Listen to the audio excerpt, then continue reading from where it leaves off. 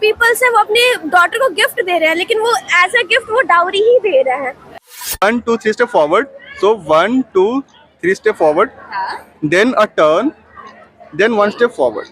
Yeah. Okay. Then go. बच्चे और बच्चियों को डिस्क्रिमिनेट किया जाता था। अब इसके सामने कोई आता है, इसको कोई लेके चलता है और इसके सामने कोई आता है तो it will make a sound. Okay. तो जो जितना पास आएगा उतना तेज से वो साउंड करना स्टार्ट कर देगा। Hello and welcome to Gorakhpur live. दोस्तों, आज मैं उद्या पब्लिक स्कूल में मौजूद हूँ और यहाँ आने का मकसद ये था कि यहाँ एनुअल फेस्ट हो रहा है। बट एनुअल फेस्ट के अलावा यहाँ पर मैं आपको बच्चों की ढेर सारी क्रिएटिविटी भी दिखाने वाली हूँ। एज वेल एज उद्या पब्लिक स्कूल ने एक नया इनिशिएटिव लिया है बच्चों को डिजिटल बनाने का, उन्हें रोबोटिक्स सिखाने का, और ये सारी चीज़ें जो है आपको इस एनुअल फेस्ट में दिख जाएंगी। तो हमारे साथ उद्या पब्लिक स्कूल के प्रिंसिपल हैं। सर, बहुत स्वागत है आपका। नमस्कार। पहले तो हमें इस एनुअल फेस्ट के बारे में बताएं। इनिशियली हमारे यहाँ एनुअल फेस्ट हर साल होता था, लेकिन अब हम थोड़ा मॉडर्नाइज करके लेके आ रहे हैं। पहले की तरह चीज़ें अब काफ़ी एडवांस होती जा रही हैं, बच्चे एडवांस हो रहे हैं। फिर आपके चेंजेस आ रहे हैं एजुकेशन पैटर्न में, बच्चों की लर्निंग एबिलिटी चेंज हो रही है। तो हमने उनके कल्चरल इवेंट से उनके एजुकेशन को ऐड करने का काम किया इस बार फेस्ट में, और बहुत ग्रैंड लेवल पे हम सेलिब्रेट कर रहे हैं। अच्छा, मैं देख सकती हूँ काफ़ी भीड़ है यहाँ पर। यहाँ पे बच्चे भी आए हैं, उनके पेरेंट्स भी आए हैं, दोनों लोग। अच्छा, इस तरफ देखते हैं, मैं आपको दिखा देती हूँ। यहाँ पर जो छोटे बच्चे हैं, जो नर्सरी LKG UKG के बच्चे हैं, उनके लिए यहाँ पर एक एयर बैग है, यहाँ पर बच्चे आकर के खेल सकते हैं। और इसके अलावा जो है आगे साइंस एग्जीबिशन लगी हुई है। साइंस एग्जीबिशन की तरफ मैं चाहूँगी कि आप चलें और हमें एक्सप्लेन करें कि किस क्लास के बच्चों ने इसको बनाया है, क्या कुछ है। प्रोजेक्ट मुझे नज़र आ रहा है, यहाँ बच्चे भी हैं। आपका क्या नाम है? विकेश सिंह। विकेश, किस क्लास में हैं आप? 9th में। 9th में। इस प्रोजेक्ट के बारे में हमें समझाइए।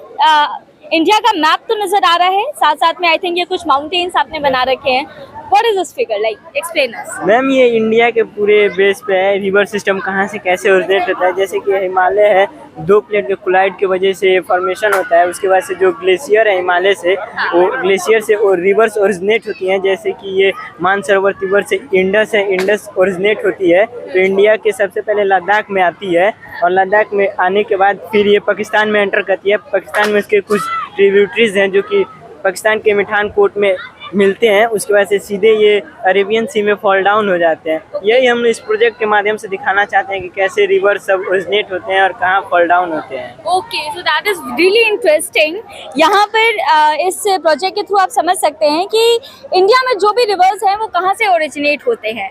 सर, इसके अलावा किस किस क्लास के बच्चे यहाँ पर हैं और क्या प्रोजेक्ट्स हैं? क्लास 9th क्लास 10th के बच्चों ने ही एग्जीबिशन प्लान किए हैं, तो उनके द्वारा ही प्रोजेक्ट्स बनाए गए हैं, जहाँ पे वहाँ पे मॉडल ऑन सोशल लेवल्स बच्चों ने बना के रखा है। बहुत इंटरेस्टिंग सा प्रोजेक्ट मेरे सामने है, मॉडल ऑन सोशल एविल्स। आप एक्सप्लेन करेंगे इसके बारे में? Yes ma'am, of course ma'am. इस स्टेज में हमने दिखाया है कि पहले के ज़माने में क्या होता था, बच्चे और बच्चियों को डिस्क्रिमिनेट किया जाता था। लड़कों को कहा जाता था कि उनको मोटिवेट किया जाता था पढ़ाई के लिए, लेकिन लड़कियों को वहीं पे कहा जाता था कि आप हाउस होल्ड वर्क के लिए ही बनी हो। नेक्स्ट चीज़, हमने अपर कास्ट और लोअर कास्ट के बीच में डिस्क्रिमिनेशन शो किया है कि ज़मींदारी सिस्टम में क्या होता था, जो ज़मींदार होते थे वो लोअर कास्ट मतलब जो भी फार्मर्स होते थे उन पे टैक्स बहुत ज़्यादा इम्पोज करते थे, जिसकी वजह से वो दे नहीं पाते थे और वो सोसाइटी पे उतर आते थे। तो ये चीज़ हमने ये इसमें शो किया है। सेकंड हमने शो किया है, फर्स्ट इज ये चाइल्ड मैरिज शो किया हमने। पहले के ज़माने में ये बहुत प्रेवलेंट था चाइल्ड मैरिज। सेकंड हमने शो किया है कि एक गर्ल है वो मतलब डाउरी के साथ कंपेयर किया गया है। ये चीज़ अभी भी प्रेवलेंट है। आज के टाइम पे जो रिच पीपल्स हैं वो अपने डॉटर को गिफ्ट दे रहे हैं, लेकिन वो एज अ गिफ्ट वो डाउरी ही दे रहे हैं। तो ये चीज़ बहुत ही बुरी चीज़ है हमारी एक सोसाइटी के लिए। तो साइंस एग्जीबिशन दिखा दिया हमने आपको, सोशल साइंस एग्जीबिशन दिखा दिया। अब बच्चों के मनोरंजन के लिए यहाँ पर कुछ गेम्स स्टॉल्स भी हैं। मैम हमारे साथ हैं। मैम, क्या क्या गेम्स हैं यहाँ? यहाँ बच्चों के लिए मनोरंजन की काफ़ी सारी व्यवस्था की गई है और छोटे बच्चे खास तौर से इंजॉय कर रहे हैं। बर्स्ट द बलून, और फिर देखिए आप blow the candle, coin game है एक बच्चे, इसमें सबसे ज्यादा बच्चों ने एंजॉय किया। क्या कैसे खेल रहे हैं ये लोग कॉइन गेम, बताइए भाई। ग्लास यूज करेंगे, उस ग्लास को पानी के अंदर डाल देंगे, फिर बच्चे 2 रुपीज का कॉइन लेकर के आएंगे, उस ग्लास के अंदर वो कॉइन को मतलब डालेंगे, ग्लास के अंदर डालेंगे। अगर उनका निशाना सही जाता है तो वो प्राइज जीतेंगे। इन केस अगर ग्लास में नहीं गया तो फिर बच्चे कुछ नहीं। ये कैंडल का सेट है, 10 कैंडल्स हैं। बच्चों को एक मैच स्टिक लेकर के एक स्टिक से ही सारे के सारे कैंडल्स जलाने हैं। अगर जला लेते हैं तो वो इनमें से कोई प्राइज जीतेंगे। और फाइनली इस फेस्ट के सबसे क्रूशियल स्टॉल पर मैं आ चुकी हूँ। यहाँ पर आपको रोबोटिक्स सिखाया जाएगा। यहाँ पे एक पोस्टर भी आप देख सकते हैं, रोबो निंजा एकेडमी करके यहाँ पे एक पोस्टर लगा है। हमारे साथ सर हैं। सर, मैं पहले आपसे जानना चाहूँगी कि इस स्टॉल पर आप बच्चों से क्या क्या एक्टिविटीज़ करा रहे हैं? मैम बेसिकली हम यहाँ पे अपने कोर्स को एग्जिबिट करने आए हैं। रोबो निंजा एकेडमी एक स्टार्टअप है जो क्लास 1 से 12th के लिए रोबोटिक्स के कोर्सेज को प्रोवाइड करती है। आगे आते हैं। यहाँ पे भी कुछ प्रोजेक्ट्स हमें नजर आ रहे हैं। ये है जेस्चर कंट्रोल फैन। सर, आप एक्सप्लेन करें इसके बारे में। जैसे ये वीडू से बना हुआ एक रोबोट है। बेसिकली इसको हम प्रोग्राम कर सकते हैं और इसमें जो प्रोग्रामिंग हम यूज़ करते हैं that is block programming. Block programming is just like कि आप ब्लॉक्स के हेल्प से आप प्रोग्राम कर सकते हैं। ओके। यहाँ पे मोटर्स के लिए जैसे लेफ्ट टर्न करना है तो लेफ्ट टर्न के लिए ये है, राइट टर्न के लिए ये, हाँ, टेक्स्ट के फॉर्म में। अब हम जैसे इसको ऑन कर रहे हैं इस रोबोट को, तो हमारे पास एक रिमोट बना रखा है और ये फैन है। अब इसको कनेक्ट करने के बाद हम इसको जेस्चर से कंट्रोल कर सकते हैं। जस्ट लाइक अगर इसको मैं टर्न करूंगा ना, अगर लेफ्ट टर्न करूंगा तो ये लेफ्ट साइड मूव करेगा, राइट टर्न करूंगा तो राइट साइड मूव करूंगा, और इसको फ्लैट रखूंगा तो रुका रहेगा। एक बहुत प्यारा सा माउस मुझे ये नजर आ रहा है, इसके बारे में भी हमें एक्सप्लेन करें। Exactly, this is also a programmable mouse. जैसे छोटे बच्चे होते हैं ना, तो उनको हम टेक्स्ट के फॉर्म में प्रोग्राम नहीं सिखा सकते हैं। Programming is just a set of instructions. तो इंस्ट्रक्शंस के फॉर्म में हम उनको बता सकते हैं कि जैसे हमें बी से पी तक जाना है, तो we can give the some instruction to it, like go to 1 2 3 step forward, then make a turn and then 1 step forward. It will goes from here to here. Okay, तो इसमें आप जो programming है वो आप बच्चे को सेट करके देंगे, उसे एक्सप्लेन कर देंगे कि कैसे। बच्चे खुद से करते हैं इसको। अच्छा। उनको टास्क देते हैं कि किस आप, क्लास के बच्चों के लिए है ये क्लास यूकेजी से स्टार्ट हो जाती है। हाँ। तो क्या आप एक बार इस पे हमें करके दिखाएं कैसे होगा? Yeah, just we have to go to B to P. Okay.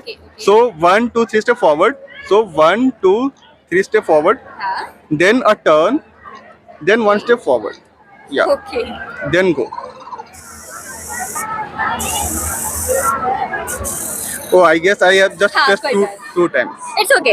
तो ये मुझे लगता है बहुत इफेक्टिव, बहुत एंजॉयमेंट वाला तरीका है एक बच्चे के लिए, जैसा कि सर ने मुझे बताया कि हमारे पास एक और इसी से बना हुआ, सेम हार्डवेयर से बना हुआ एक हमारे पास ब्लाइंड स्टिक है। जैसे ब्लाइंड पर्सन होता है ना, उनको ये हेल्प करेगा काफी। लाइक इसको हम ऑन करेंगे ना, जैसे हमने इसको ऑन किया, अब इसके सामने कोई आता है, इसको कोई लेके चलता है और इसके सामने कोई आता है, तो it will make a sound. Okay. तो जो जितना पास आएगा उतना तेज से वो साउंड करना स्टार्ट कर देगा।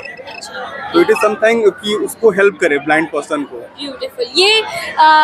ये जो रोबोटिक्स वाला स्टॉल है, मुझे लगता है ये बच्चों के लिए बेहद ज़रूरी है और बहुत सारे बच्चे, बहुत सारे पेरेंट्स हैं इसे काफ़ी पसंद कर रहे हैं।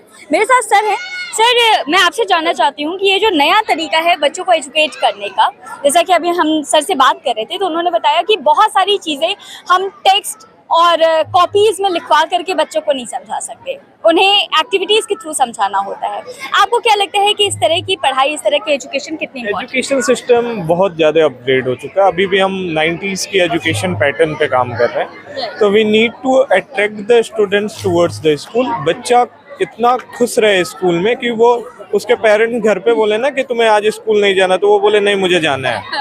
और उदय पब्लिक स्कूल का ये इनिशिएटिव काफ़ी ज़्यादा लोगों को पसंद आएगा। और जो एक पुराना ढर्रा था बच्चों को कॉपीज़ में ढेर सारी नोट्स लिखवाने वाला, वो ढर्रा अब खत्म होने वाला है। नया एजुकेशन सिस्टम आ चुका है और बच्चों को नए तरीके से पढ़ाने का तरीका उदय पब्लिक स्कूल इनिशिएट